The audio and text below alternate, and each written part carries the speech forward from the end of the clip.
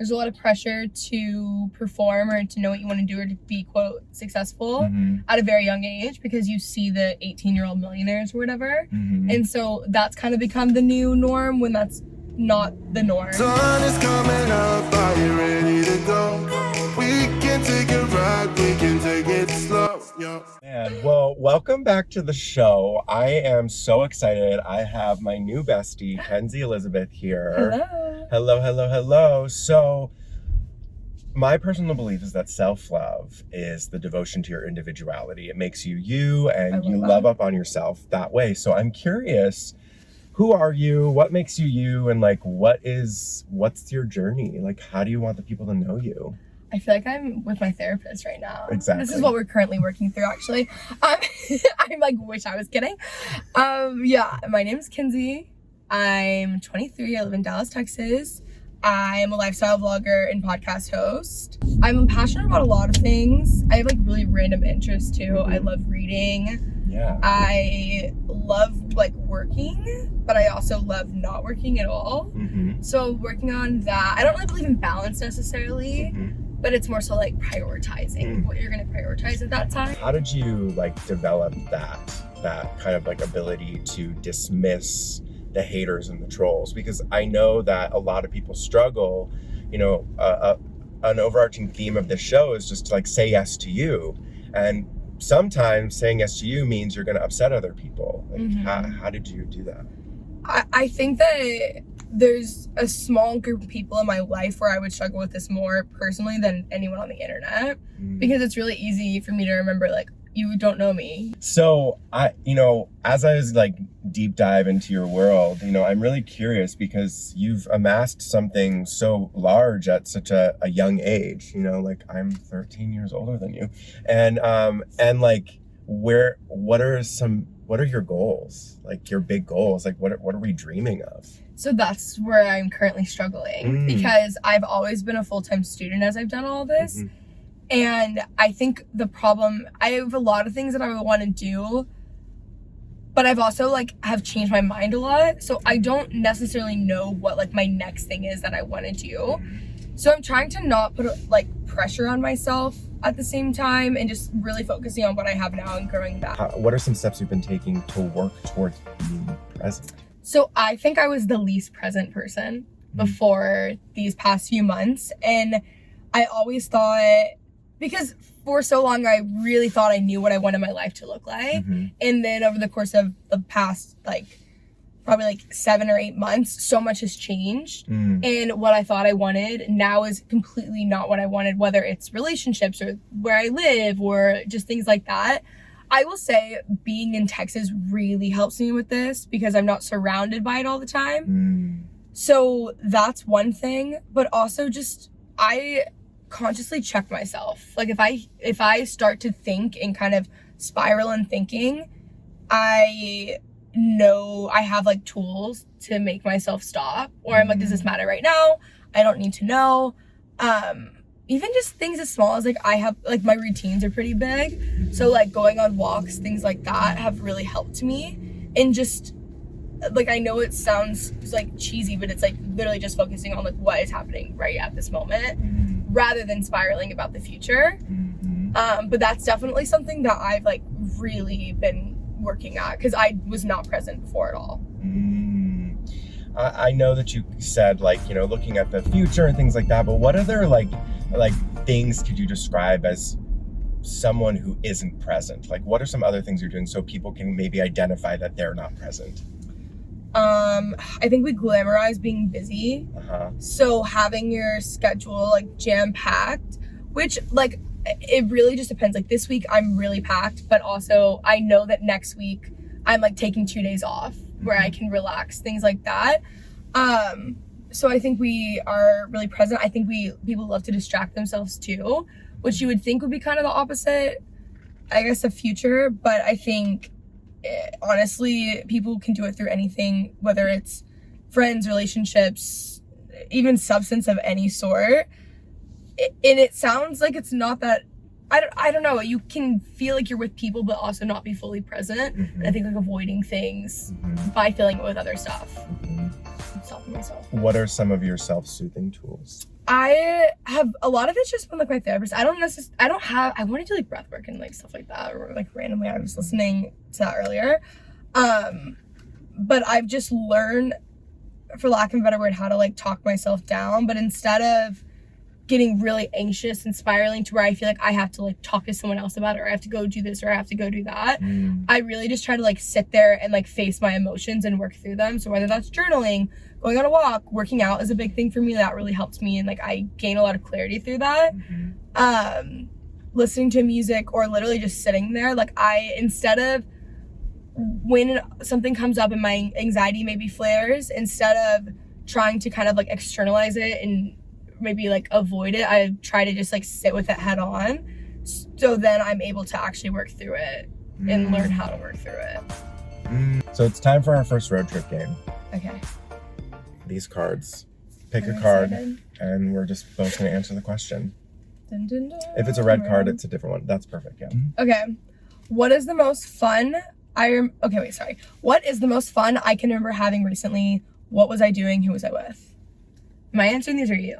We're both answering it. Okay. I have my answer already. Okay, great. Do it. So you're gonna laugh. I'm about to sound the most Texan that I could ever possibly sound. I took a party bus with like 10 of my like close friends of mine to Billy Bob's, which is the largest honky tonk in the world. It's like a dance hall. It's really big, in Fort Worth. And we went to a country concert, and it was just so much fun. It was such a good time. And I was with like some of my best friends. So beautiful. I'm like, how can I top that? Recently, like, fun for me has been like having like insane breakthroughs, like emotional breakthroughs. Like that's what I had the most fun. And I've been doing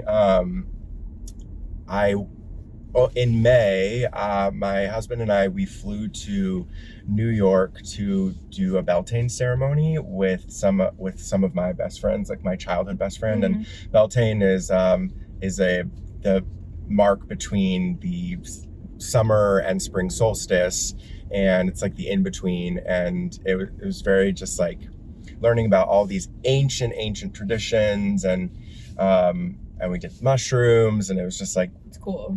It was really fun. It was an experience. I feel like I need to do a solo cast about it. Growing up with social media and experiencing that is so different than, and that Gen Z culture is just like, you look and going viral and chasing the likes and the validation. Although there's another portion of Gen Z where I feel you're very woke.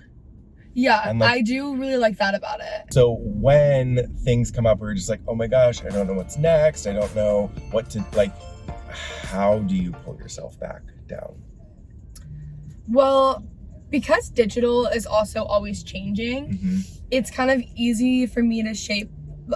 First off, like, my life right now is nowhere near what I would have expected 2 years ago, but I'm way happier and a lot more fulfilled, but it's not what I would have wanted 2 years ago. So keeping that in mind, to where I think we also have a lot less control than we think we do, in the best way possible. So there's a few different things. Practically, I will literally make myself go on like a walk or journal. Journaling is really helpful. Honestly, I think the biggest thing that I do though is I'm proactive about it. It's like, it's kind of tied to anxiety for me, and what I do to deal with anxiety is I'm very proactive about not getting to a place where I would feel very anxious. So as long as I'm keeping up my routine of, working out, eating healthy, that's actually been a really big thing recently. I find that when I'm not really eating good food, it makes me stressed for whatever reason. I mean, I know it's science, but eating well, hanging out, spending time with people around me that I love, that like really fill me up, and just keeping my routine as a whole that I've set up, which is what I'm saying, like walking, all that stuff, that helps me a lot. Just on a day-to-day, not get to that point, but if I get to that point, or if something just comes up, I will literally, I'm like talking to myself in my head. I'm like, that doesn't matter. I also go to therapy weekly, so that's a really helpful thing. But I can just sit there and be like, this is not real. Separating what, like, in my head, I think not everything that your anxiety tells you that you tell yourself is true. So just separating that as well, and also reminding myself, like, it's going to be okay. And you can always pivot and stuff. I feel like I put a lot of pressure on myself for literally no reason because I can change my mind. Yeah, and the other thing is like, from what I know about you, you were very dedicated to like your faith, and that in itself like took you to this place, and you've kind of departed from that a little bit, right? I'm definitely still like strong in my faith. I think it's just more so, it really honestly has nothing to do with my faith and more so just like a people. I think I was really honestly like leadership focused and like very into that, and I felt like I couldn't think for myself. Like I was looking to other people for their opinions or what they thought or whatever it is, like how they live their life, and like that I thought that was what I had to do, if that makes sense. So it's not as much about, it's more about like maybe groupthink, I guess, and more so of me being like, oh, like I can change my mind, or I can be my own person. Yeah. You know? You can. So if you had to like share one thing with the people who are listening right now that's like really poignant for you right now in life, what would it be?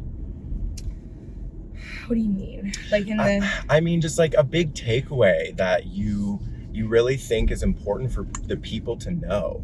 I'm trying to think of something I haven't already said. Probably this isn't necessarily, okay, this is a thought that I have had. Someone said to me a few years ago that I say often, and it's like, you have to live your life with an open hand. And it's more so of like allowing yourself to change your mind, allowing yourself to change what you want. But if you think about it, like if you were like holding on to something, you're suffocating it. So just being willing, and I think even more so if you're holding on to something to the point where it would be suffocating, like maybe your relationship with it is unhealthy. Right. So I really, for myself at least, I really like the idea of living life with an open hand and like allowing, change. Tell me, what does self-love mean to you? I think self-love to me just means taking care of myself, and also, I guess it's all kind of grouped together, but like being myself fully.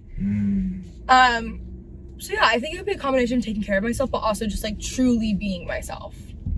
So Kenzie, I love your definition of self-love. Was it good? I was worried. Was it good? Yeah, I was worried. It's good because it's what your definition is. Like, that's the thing about self-love. Every single definition that I've heard, and I've done over 100 of these interviews, is different. It's never the same because you are the only you that there is. Yeah, I think this is something I also talk about with my therapist, and something I've realized through therapy is like, I can't fake it. So like I really care about like authenticity. So I really, to me, I am not practicing self-love if I'm faking it, or if I'm not being myself, or if I'm not fully aligned with something. You know what I mean? I am picking up what you're putting down. Yeah, love that. Kenzie, this has been such a beautiful conversation. I'm so grateful for the opportunity to spend time with you in the car, driving around, chatting. If people are #obsessed with you, like I am with you, where do they find you? Tell us the details. Thank you. It's Kenzie Elizabeth on Instagram, Twitter, TikTok, all of that stuff, YouTube. And then my podcast is I Love You So Much with Kenzie Elizabeth. Well, with that being said, thank you so much for joining us on the road to self-love. Remember, you are worth it. You deserve it. And you are not alone. We'll see you next time. Bye. Bye.